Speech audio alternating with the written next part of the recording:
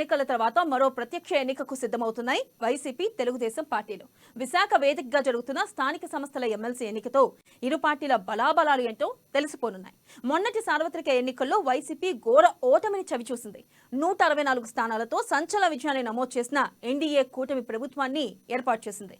అయితే ఇప్పుడు మరోసారి టీడీపీ వైసీపీ పార్టీలు అమీతుమీ తేల్చుకునేందుకు సిద్ధమయ్యాయి.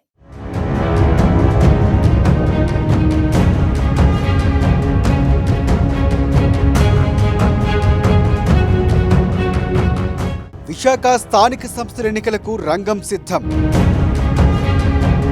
వైసీపీ ఎమ్మెల్యే అభ్యర్థిగా బొత్సాను ప్రకటించిన వైసీపీ. వడపోతల అనంతరం బొత్సాను అభ్యర్థిగా ప్రకటించిన వైసీపీ పార్టీ. వలసలకు బ్రేక్ వేయాలని బొత్సాను బరిలోకి దించిన వైసీపీ. బొత్స బరిలో ఉండటంతో ఆసక్తికరంగా పోరు. సిట్టింగ్ స్థానం కోసం పావులు కదుపుతున్న వైసీపీ.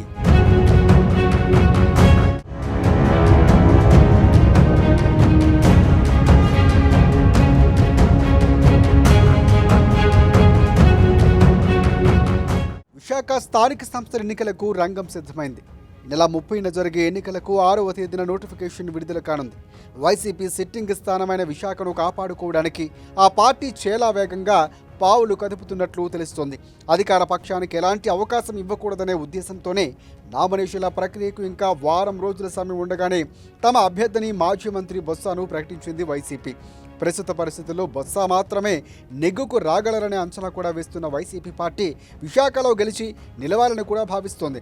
అసెంబ్లీ ఎన్నికల పరాజయం నుంచి తేరుకోవాలంటే విశాఖలో ఎట్టి పరిస్థితులను గెలవాలని పావులు కదుపుతున్న వైసీపీ అన్ని రకాల లెక్కలు తీసివేసి వడపోతల అనంతరం బొత్స సత్యనారాయణను అభ్యర్థిని ఖరారు చేస్తున్నట్లు ప్రకటించింది.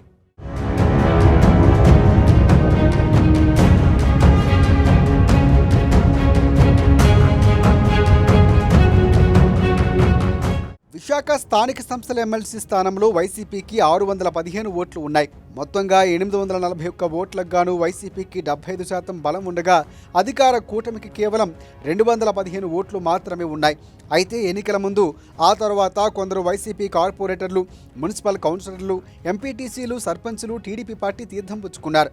వారంతా స్థానిక సంస్థల శాసన మండలి ఓటర్లే. అయితే ఇలా పార్టీ మారిన ఓటర్ల సంఖ్యపై ఓ స్పష్టత లేకపోవడంతో ఎన్నికలు రసవత్రంగా మారాయి. ప్రస్తుత పరిస్థితిలో తమ ఓటర్లను నిలబెట్టుకోవడం కోసం వైసీపీకి సవాలుగా మారిందనే చెప్పాలి.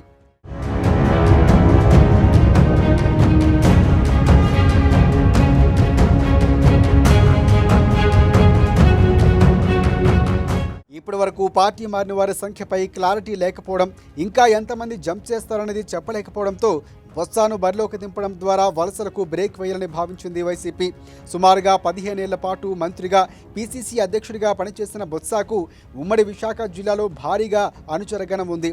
అందుకే ఆయన అభ్యర్థిత్వాన్ని వ్యూహాత్మకంగా ఎంపిక చేసుకున్నారు. అటు అధికార ఎన్డీఏ కూటమికి ఉమ్మడి విశాఖ జిల్లాలో మంచి పట్టు ఉంది. ఆ జిల్లాలో ఎన్డీఏ కూటమికి మొత్తంగా 13 మంది ఎమ్మెల్యేలు, విశాఖ, అనకాపల్లి ఎంపీలు కూటమికి చెందిన నేతలే ఉన్నారు.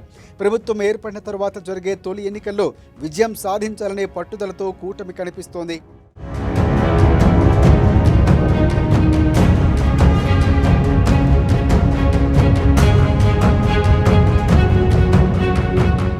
టీడీపీ రాష్ట్ర అధ్యక్షుడు పల్లా శ్రీనివాసరావు, హోంమంత్రి అనిత, స్పీకర్ అయ్యన్న పాత్రుడు, మాజీ మంత్రి గంటా శ్రీనివాసరావు, సీనియర్ నేత బండారు సత్యనారాయణమూర్తి తదితరులు అండదండలతో వైసీపీ సిట్టింగ్ స్థానాన్ని తమ ఖాతాలో వేసుకోవాలని స్కెచ్ వేస్తుంది టీడీపీ. కూటమి తరఫున ఎవరైనా ఈజీగా గెలుస్తామనే ధీమా కూడా వ్యక్తం చేస్తున్న నేతలకు చెక్ చెప్పేలా వైసీపీ పార్టీ బొత్సాను రంగంలోకి దింపి రాజకీయాన్ని ఆసక్తికరంగా మార్చేసింది. ఇక బొత్స బంధువర్గం కూడా జిల్లాలో ఎక్కువగా ఉండటం వల్ల కూటమికి ధీటుగా ఎదుర్కోవచ్చని కూడా భావిస్తున్నారు వైసీపీ నేతలు. ఈ నెల 30వ తేదీన జరిగే ఎన్నికలకు 13వ తేదీ వరకు నామినేషన్లు స్వీకరించే అవకాశం ఉంది.